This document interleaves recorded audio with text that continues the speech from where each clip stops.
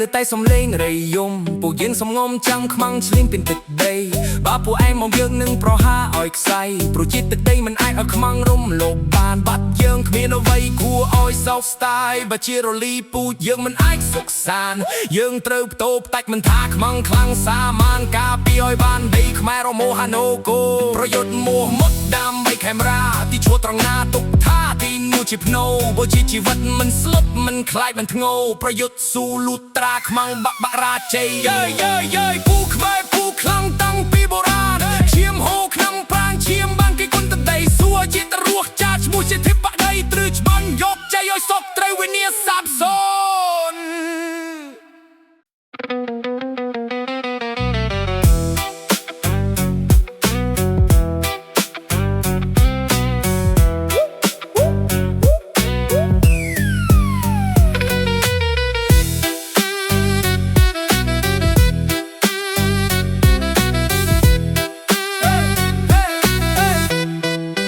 ប្រយុទ្ធមួមុតដើម្បីខេមរាទីឈរត្រង់ណាទុកថាទីនោះជាភ្នោបើជាជីវិតមិនស្លុតមិនខ្លាយមិនធ្ងោប្រយុទ្ធស៊ូលូត្រាខ្មាំងបាក់រាជ័យ